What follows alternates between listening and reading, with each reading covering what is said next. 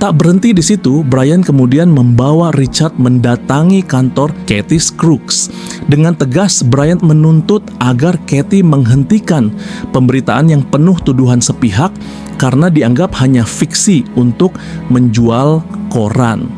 Konfrontasi itu menjadi titik balik ketika Richard perlahan mulai mendapatkan ruang untuk membela diri di hadapan publik.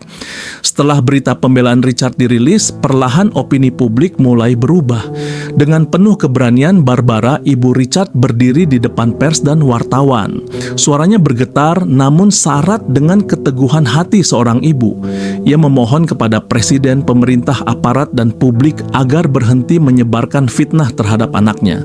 Ia menegaskan bahwa Richard hanyalah seorang pria sederhana yang mencintai tugasnya, bukan teroris seperti yang dituduhkan.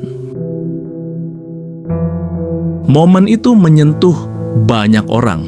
Rasa iba publik mulai bangkit melihat seorang ibu yang dengan tulus membela anaknya di tengah badai fitnah.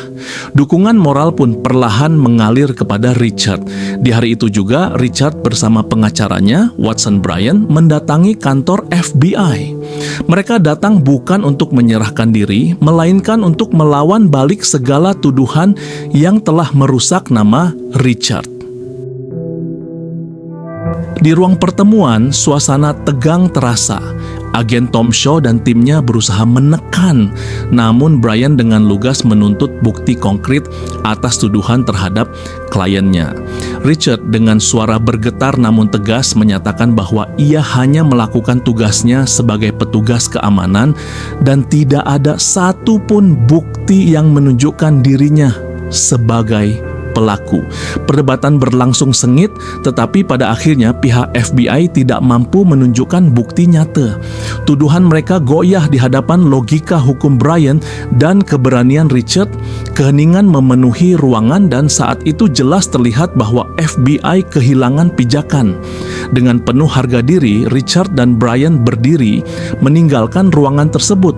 Bagi Richard, itu adalah titik balik, sebuah langkah menuju pembebasan dari fitnah yang membelenggunya.